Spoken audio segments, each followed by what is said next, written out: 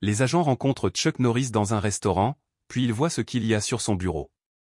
Avant de commencer, n'oubliez pas d'aimer et de suivre pour découvrir d'autres histoires inoubliables qui laissent un impact durable. Maintenant, plongeons-nous. C'était une fraîche soirée de novembre 2007 lorsque 3 policiers en repos sont entrés dans un restaurant tranquille de Silver Lake, à Los Angeles. La lueur chaude de l'enseigne au néon à l'extérieur n'a pas réussi à dissiper le froid qui régnait dans l'air. Eh bien, si ce n'est pas la plus grosse blague en Amérique. La voix était aiguë, empreinte de moquerie, transperçant le murmure sourd de la conversation. La porte s'était à peine refermée derrière eux que les policiers l'ont aperçu, seul, penché sur une tasse de café, les yeux rivés sur la table comme s'il voulait disparaître. Chuck Norris. Même dans la pénombre, il était indubitable. Sa barbe emblématique était soigneusement taillée, sa chemise en jean robuste et son jean le fondant dans le décor. Mais il n'y avait ici aucune aura de légende. Pour eux, il n'était plus le guerrier coriace et indomptable du grand écran. Il était une relique d'une époque révolue, un homme dont le nom était devenu une punchline. Et les gars, regardez qui c'est. Monsieur Walker, le Texas Ranger lui-même. Qu'est-ce qui ne va pas, Chuck? Hollywood vous botte enfin le cul pour de bon? Leur rire était fort et méchant, destiné à être entendu. Quelques clients ont jeté un coup d'œil aux certains curieux, d'autres mal à l'aise mais personne n'est intervenu. Personne ne l'a jamais fait. Chuck n'a pas réagi. Il prit simplement une autre gorgée lente de son café, la vapeur s'enroulant vers les lumières vacillantes du restaurant. L'un des agents, souriant, a sorti une chaise et l'a fait tourner, à cheval sur elle sans invitation. « Mec, j'adorais tes films, réfléchit-il en secouant la tête. À l'époque où tu comptais vraiment. Mais ce dernier film? Bon sang, j'ai vu des roadkill avec de meilleurs talents d'acteurs. Un autre officier s'appuya contre le comptoir, souriant. Ouais, que s'est-il passé, Chuck? Tu étais censé être le gars le plus dur d'Amérique. Maintenant regarde-toi. Juste, pathétique. Le plus jeune des 3 laissa échapper un cri dramatique. Oh non, les gars. Vous pensez qu'il est fauché? C'est pour ça qu'il traîne dans cette décharge. Il se tapota le menton, les yeux brillants de malice. Peut-être devrions-nous lancer un GoFundMe à apporter une nouvelle tasse de café à ce vieux Chuck. Les rires revinrent, plus cruels cette fois. Les autres clients ne faisaient même plus semblant de ne pas écouter maintenant. Chuck ne bougeait toujours pas, ne discutait pas, ne bronchait pas. Et cela les a rendus encore plus en colère. Tu as toujours ce coup de pied circulaire en toi, vieil homme. L'un d'eux se pencha, les yeux brillants de défi. Où est-ce que tu le gardes pour le spectacle de talent de la maison de retraite? Chuck attrapa à nouveau son café sans se presser, avec régularité. Le plus jeune officier ne l'avait pas. D'une rapide gifle, il frappa la tasse juste assez pour renverser le café sur la table, un liquide sombre s'accumulant près de la main de Chuck. Oups. C'est ma faute. Le restaurant devint silencieux. Un poids s'est posé sur la pièce, épais et lourd. Tout le monde regardait maintenant, attendant. Chuck leva finalement le regard. Ses yeux bleus rencontrèrent ceux du jeune officier, et pour la première fois, il y avait là quelque chose. Pas de colère. Pas de frustration. Quelque chose de plus froid. Quelque chose d'illisible. Puis, le regard de l'officier se tourna vers le bas. Un petit morceau de papier plié reposait près du journal en cuir usé de Chuck. Qu'est-ce que c'est ça? Demanda-t-il en le saisissant avant que Chuck ne puisse bouger. Son projet de retraite? A plaisanté un officier. Eh bien, mec, l'autre rit. Probablement une dernière lettre de fan. Peut-être d'une vieille dame qui pense toujours qu'il compte. Le jeune flic déplia le papier, son sourire s'élargissant jusqu'à ce qu'il le regarde réellement. Son expression changea. Ce n'était pas une lettre. C'était un dessin d'enfant, dont les bords étaient collés ensemble comme s'il avait été manipulé d'innombrables fois. Les dessins étaient simples, un homme en forme de bâton tenant la main d'une petite fille. Un autre croquis les montrait en train de rire ensemble. Un étiqueté le meilleur jour de ma vie a représenté la jeune fille sur un plateau de tournage, chevauchant le dos de l'homme alors qu'il renversait les méchants. La poigne de l'officier se relâcha alors que le poids de ce qu'il tenait s'enfonçait. Chuck ne parlait pas. Il n'en avait pas besoin. Et à côté des croquis, écrits en lettres inégales, griffonnés au marqueur. Merci d'être mon héros. Mon amour, oncle Chuck. Ida. Les sourires narquois ont disparu. Chuck reprit le papier, le plia avec soin avant de le glisser dans sa poche. Puis, sans un mot, il sortit quelques billets froissés de son portefeuille, les posa sur la table et se leva. Il ne se retourna pas alors qu'il se dirigeait vers la porte. Personne ne l'a arrêté. Pas les officiers. Pas les clients du restaurant. Pas l'Amérique. Il entra dans la nuit froide, la lueur des néons projetant une lumière vacillante sur le trottoir. Il pouvait encore entendre les échos de leur rire à l'intérieur, il pouvait encore sentir le poids de leurs mots peser sur lui. Mais dans sa poche, le papier plié restait. Chaud. Constant. Un rappel que peu importe ce que le monde pensait de lui maintenant. Quelque part, pour quelqu'un, il était toujours un héros. Autrefois, son nom signifiait quelque chose. Il fut un temps où Chuck Norris était plus qu'un nom oublié à Hollywood. Il y a des décennies, sa présence à l'écran imposait le respect. Ses films remplissaient les salles de cinéma, son émission de télévision dominait les créneaux horaires de fin de soirée et son nom à lui seul pouvait faire salle comble. Il s'était construit comme une icône, une légende intouchable qui n'a jamais perdu un combat, à l'écran ou hors tension. Mais le temps a le pouvoir d'humilier même les plus grands. Hollywood était un champ de bataille impitoyable et il avait bien joué le jeu. Il avait de l'argent. Reconnaissance. Respect. Mais les applaudissements avaient changé. Ce n'était plus aussi bruyant. Il a regardé d'autres stars, autrefois vénérées, griffer désespérément pour conserver leur pertinence. Il a vu des amis échanger leur dignité contre des rôles qui n'étaient pas dignes d'eux. Il voyait les légendes réduites à des hommes désespérés, poursuivant quelque chose qu'ils ne parvenaient jamais à comprendre. Il pouvait combattre une centaine d'hommes sur film. Mais ceci. C'était une bataille qui ne l'intéressait pas. Alors un jour, il est simplement parti. Pas pour toujours. Pas officiellement. Juste le temps de respirer. Assez longtemps pour faire une réelle différence. C'était ce qui comptait. C'est pourquoi il s'est retrouvé dans un village isolé et sans nom d'Afrique, un endroit si éloigné des caméras clignotantes et des tapis rouges d'Hollywood qu'il lui semblait être un autre monde. Et il s'était donné pour mission d'aider. Pendant des années, bien avant que les œuvres caritatives ne deviennent une activité à la mode pour les célébrités, il venait ici. Pas pour attirer l'attention. Pas pour les éloges. Il n'a jamais amené d'équipe de tournage et n'en a jamais parlé dans les interviews. Il vient d'arriver, a retroussé ses manches et s'est mis au travail. Il a aidé à construire des maisons, à réparer les toits qui fuyaient et à porter de lourds sacs de riz sur son dos. Mais plus important encore, il a écouté. La première fois qu'il a rencontré Brun, l'homme était plongé jusqu'aux genoux dans la boue épaisse, essayant désespérément de réparer une conduite d'eau cassée, la seule chose qui garantissait le bon fonctionnement du village. Sans cela, il n'y aurait pas d'eau potable. Les mains de Brun tremblaient d'épuisement, son visage était luisant de sueur. Le village n'avait pas d'eau courante. Le puits était vieux, ses tuyaux rouillés et tenaient à peine ensemble, luttant pour subvenir aux besoins de la communauté grandissante. Chuck n'a pas hésité. Sans réfléchir, il s'agenouilla à côté de Brun et se mit au travail. Jour après jour, sous la chaleur accablante du soleil, il travaillait aux côtés des villageois. Ils ont posé de nouveaux tuyaux, renforcé les fondations du puits et fait tout ce qu'il fallait pour que l'eau continue de couler. Au début, personne ne savait qui il était. Et pour la première fois de sa vie, Chuck préférait cela. Ici, il n'était pas une star d'action hollywoodienne. Ce n'était pas un homme dont le nom résonnait sur les affiches de films. C'était juste un homme aux mains calleuses. Un homme capable de creuser des tranchées, de soulever de lourds sacs et de tirer son épingle du jeu comme les autres. Un homme qui pourrait aider. Ils travaillèrent d'abord en silence, côte à côte, la sueur ruisselant de leur front. Puis, lentement, les mots sont venus, Brun parlant dans un mélange d'anglais approximatif et de sa langue maternelle, et Chuck répondant non pas par de grands discours, mais par des hochements de tête en signe de compréhension. Il n'avait pas besoin de mots pour reconnaître l'épuisement dans les yeux de l'homme, le poids tacite de la responsabilité qu'il portait. Le temps qu'ils aient fini de réparer le puits, Brun s'est effondré à côté de lui dans la terre, haletant mais souriant. Depuis ce jour, ils étaient amis.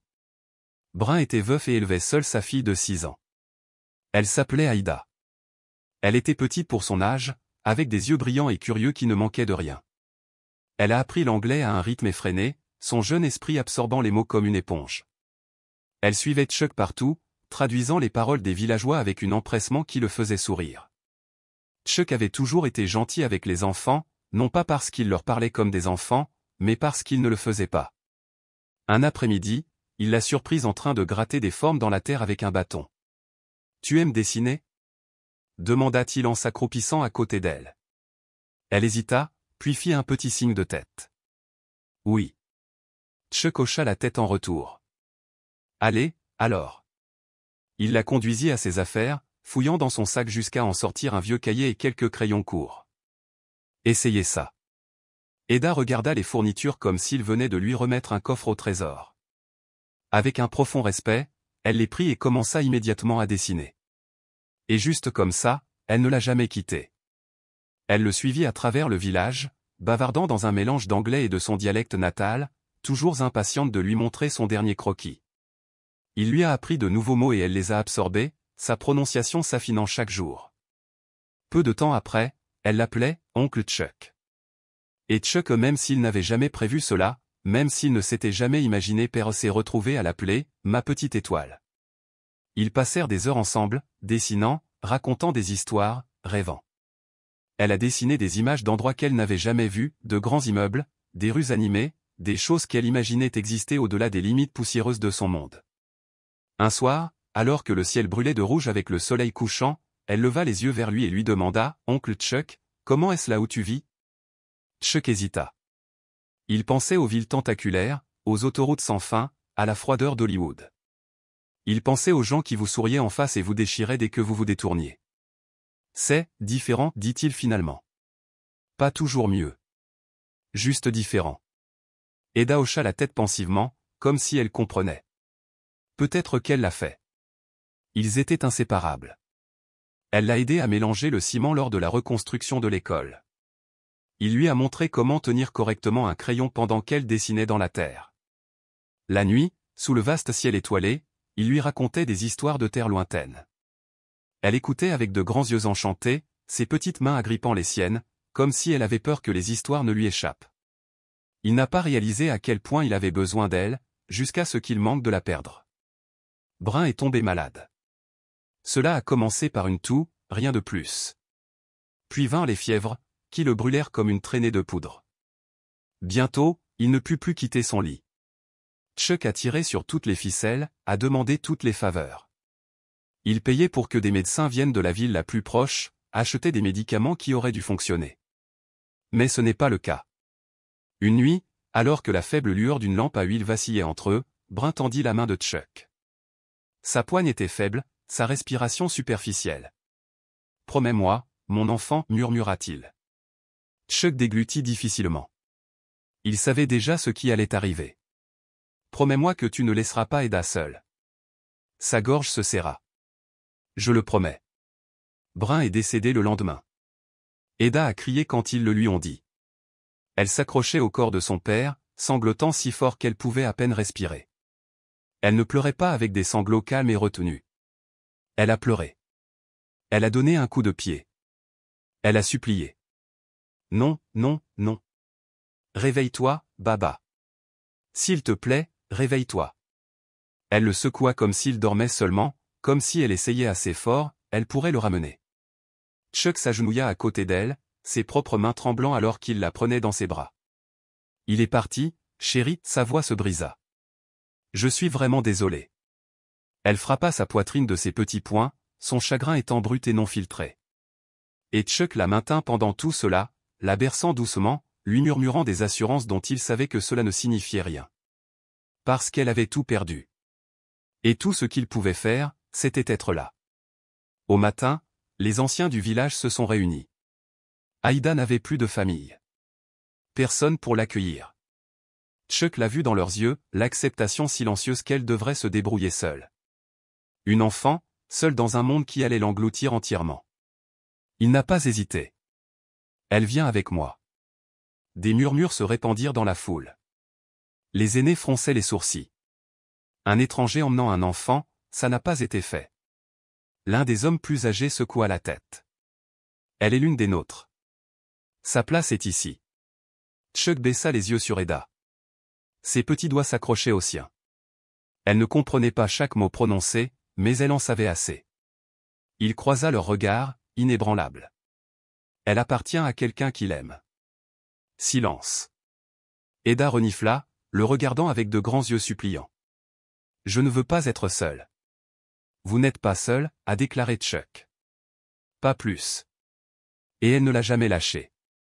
Pas quand ils sont montés à bord de l'avion. Pas quand les lumières de l'Amérique s'étendaient sous eux comme un tout nouveau monde attendant d'être exploré. Et Chuck tenait le coup tout aussi fermement. Parce que pour la première fois, sa maison, autrefois juste un endroit où revenir après de longues journées de tournage, ressemblait à une maison. Et Aïda? Elle était sa famille. La nuit, quand le monde lui semblait vaste et inconnu, elle grimpait sur ses genoux, se blottissait contre sa poitrine et écoutait.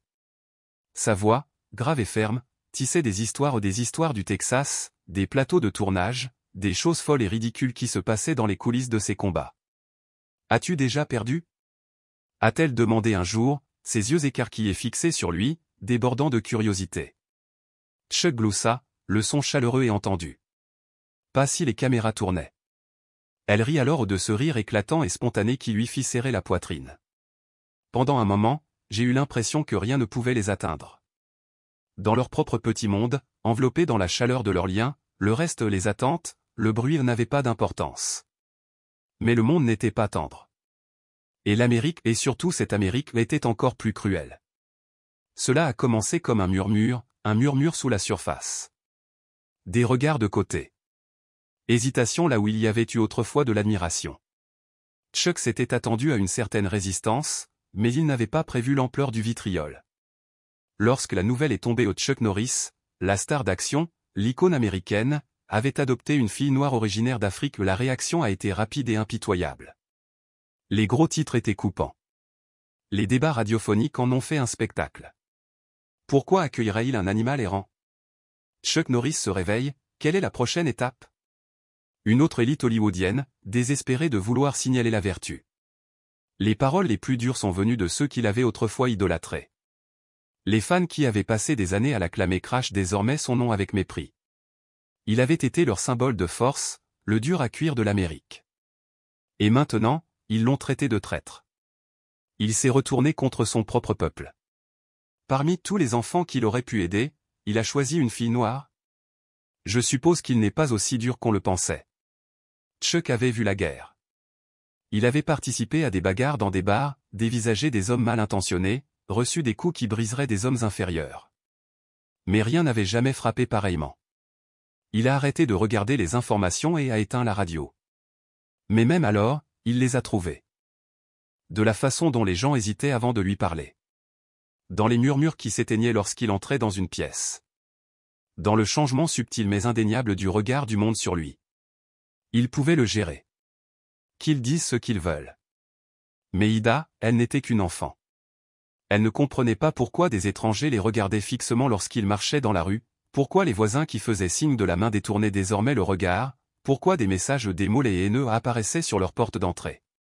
Des mots qu'elle était trop jeune pour lire, mais que Chuck essuya avant qu'elle puisse poser la question. Mais le pire, la blessure la plus aiguë, c'était l'école. Elle était excitée au son petit sac à dos en bandoulière, ses cahiers soigneusement empilés. Chuck était celui qui s'inquiétait. Et il aurait dû faire confiance à cet instinct. Au début, les choses semblaient bien. Puis vinrent les chuchotements, les commentaires secondaires. Pourquoi parle-t-elle bizarrement? Ce n'est pas vraiment sa fille. Je parie qu'elle était orpheline. Il vivait probablement dans une hutte en terre battue. Au début, elle lui en a parlé avec désinvolture, comme le font les enfants lorsqu'ils ne réalisent pas encore que quelque chose est censé leur faire du mal. Chuck avait serré la mâchoire mais gardait une voix ferme. Je lui ai dit de les ignorer. Ces enfants pouvaient être cruels, mais elle était plus forte que leurs paroles. Mais cela ne s'est pas arrêté. Un après-midi, le téléphone sonna. L'école. Le directeur. Chuck conduisit plus vite qu'il n'aurait dû, agrippant le volant, sachant au fond de lui que ce n'était pas bon. Il la trouva à l'extérieur du bureau, les bras serrés autour d'elle, sa petite silhouette rigide sous l'effort de la maintenir ensemble. Lorsqu'elle l'a vue, elle a couru droit dans ses bras. Et là, dans la sécurité de son étreinte, elle se brisa. Des sanglots secouaient son petit corps, ses doigts s'accrochant à sa veste comme si le lâcher allait la faire disparaître. Pourquoi, oncle Chuck, s'étrangla-t-elle? Pourquoi me déteste-t-il? Pourquoi dois-je être? Elle ne pouvait pas finir. Mais il le savait. Il savait exactement ce qu'elle essayait de dire. Pourquoi dois-je être noir? Chuck s'accroupit, soulevant doucement son menton pour qu'elle n'ait d'autre choix que de croiser son regard. Écoute-moi, chérie, dit-il, sa voix plus douce que jamais. Les gens ont peur de ce qu'ils ne comprennent pas. Ils ne vous connaissent pas. Ils ne voient pas à quel point vous êtes intelligent, gentil, talentueux. Il posa la main sur son cœur. Mais cela ne veut pas dire qu'ils ont raison. Et cela ne veut certainement pas dire que vous devriez les croire. Elle déglutit, ses lèvres tremblantes. Mais. Pas de mais, l'interrompit-il, sa poigne ferme et inébranlable. Tu es mon enfant. Et je m'en fiche si tout le pays a un problème avec ça. Tu es forte, Ida. Et si tu ne le vois pas encore, ce n'est pas grave. Je te le rappellerai tous les jours jusqu'à ce que tu le fasses. Son souffle se coupa. Tu promets? Je le promets. Cela n'a pas changé du jour au lendemain. Elle avait encore de mauvais jours, revenait parfois tranquillement à la maison, portant plus de poids que n'importe quel enfant ne le devrait. Mais Chuck refusait de laisser le monde la faire se sentir petite. Alors il lui a montré son monde. Il l'a amenée sur les plateaux de tournage, l'a laissé s'asseoir dans le fauteuil du réalisateur, l'a laissé regarder la magie se dérouler derrière la caméra. Il l'emmena dîner avec ses vieux amis, des endroits où les chuchotements la suivirent au début, jusqu'à ce que Chuck lui précise. C'est ma fille, Ida. Ses propos ne laissaient aucun doute. Pour débat. Et petit à petit, les gens se sont adaptés. Elle a d'abord charmé les cascadeurs, sa curiosité contagieuse alors qu'elle posait des questions sur la chorégraphie, les regardant répéter avec des yeux écarquillés de fascination. L'équipage s'est également réchauffé avec elle, attiré par son esprit vif et son désir inébranlable d'apprendre. Un après-midi, il la trouva en train de dessiner dans le fauteuil d'un réalisateur. Quand elle lui a montré le dessin, il a ri. C'était lui, en plein combat, qui lançait un méchant à travers la pièce. « Tu as l'air si cool, oncle Chuck, sourit-elle. Il lui ébouriffa les boucles. Eh bien, j'essaie. Et pour la première fois depuis longtemps, il se sentit cool. Ni à cause de la célébrité, ni à cause des combats. Mais parce qu'elle pensait qu'il l'était. Elle a continué à dessiner. De plus en plus. Un soir, elle lui montra quelque chose de différent. Un autoportrait. Mais ce n'était pas la fille calme et incertaine qu'il avait rencontrée pour la première fois en Afrique. Pas la fille qui avait cédé sous le poids du jugement du monde. Elle s'était peinte grande, confiante, entourée d'un tourbillon de couleurs sauvages et libres. C'est moi, dit-elle simplement. Comme je veux être. Chuck déglutit difficilement. Alors c'est exactement qui tu es. Les gens chuchotaient encore. Toujours jugé. Mais Ida, elle a arrêté d'écouter. Les années ont passé. Les regards se sont évanouis. Les chuchotements cessèrent. Mais Ida ne l'a pas fait. Elle a grandi. Elle a peint. Elle croyait. À 10 ans, son travail était présenté dans une galerie. À 12 ans, elle remporte son premier concours d'art. À 11 heures, les critiques la qualifiaient de prodige. Et chaque année, le jour de son anniversaire, elle laissait une lettre sur la table de nuit de Chuck. Toujours le même message. Merci d'être ma famille. Ida a toujours peint le monde tel qu'elle voulait le voir, vif, vivant, débordant d'émerveillement. Elle n'a jamais aimé les natures mortes. Je n'ai jamais peint de paysage. Son art était animé de mouvements, des rires figés dans le temps, des oiseaux en plein vol, des couleurs qui s'entrechoquaient d'une manière qui ressemblait à de la magie. Les critiques l'ont qualifiée de prodige. Mais Chuck savait mieux. Elle n'était pas seulement talentueuse. Elle était implacable. Elle peignait tous les jours, se perdant dans les couleurs et les textures, restant parfois éveillée bien après minuit. La douce lueur de sa lampe de chevet se glissait sous la fente de la porte de sa chambre, témoignage silencieux de son dévouement. Elle remplissait les carnets de croquis à une vitesse qui empêchait Chuck de suivre le rythme, chaque page regorgeait d'idées, chaque toile était remplie d'essais et d'erreurs jusqu'à ce qu'elle trouve la perfection. Chuck ne s'était jamais beaucoup intéressé à l'art. Il ne connaissait rien aux ombres, à la composition ou à la technique. Mais il comprenait la passion. Et quand il regarda Ida, il la vit brûlante. Il avait passé toute sa vie à poursuivre quelque chose, à se dépasser, à atteindre un objectif tout simplement hors de sa portée. Il voyait en elle cette même fin, ce même dynamisme incessant. Et bon sang, il était incroyablement fier d'elle. Mais la vie a une manière cruelle de déchirer les choses juste au moment où elles commencent à se mettre en place. Au début, ce n'était rien. Juste des petites choses. Elle dormait plus tard que d'habitude, sautait des repas plus souvent et mentionnait au passage se sentir mal. Chuck pensait qu'elle faisait trop d'efforts, consacrant chaque once d'énergie à son travail. Ralentis, gamin, lui dit-il. Faites des pauses. Mais Ida était têtue. Elle lui fit signe de partir, lui assurant qu'elle allait bien. Puis vinrent les vertiges. Puis les bleus aux des taches sombres et inexplicables sur ses bras et ses jambes. Une visite chez le médecin s'est transformée en 3. Puis il y a eu des prises de sang, des scanners, des conversations feutrées dans des couloirs stériles. Et puis, en un instant, le monde de Chuck s'est grand ouvert. Le docteur n'a pas dansé autour de ça. Elle n'a pas longtemps. Ses mots furent un coup de feu dans sa poitrine. Ses oreilles bourdonnaient. Sa vision était floue. Les murs blancs du bureau semblaient se refermer. Il doit y avoir autre chose, dit Chuck, la voix rauque, gardant à peine son sang-froid. Un autre hôpital, un autre médecin, quelqu'un qui sait ce qu'ils font. Monsieur Norris, ne le faites pas. La douce finalité de la voix du docteur le bouleversa presque. Il serra les poings. Sa gorge lui brûlait. Il voulait se battre, argumenter, exiger une autre réponse. Mais il n'y en avait pas. Lorsqu'il rentra chez lui, l'épuisement s'accrochait à lui comme une seconde peau. Il fonctionnait à la vapeur, et pourtant, rien de tout cela n'avait d'importance. Parce qu'elle était là. Assise sur le porche, un carnet de croquis sur ses genoux, les jambes repliées sous elle comme si elle l'avait attendu toute la journée. Et dans ses yeux, il l'a vue. Elle le savait déjà. Chuck voulait être fort. Je voulais gravir ses marches avec un plan, pour lui dire que tout irait bien. Mais il ne le pouvait pas. Parce que ce n'était pas le cas. Et pour la première fois de sa vie, il n'avait plus aucun combat en lui.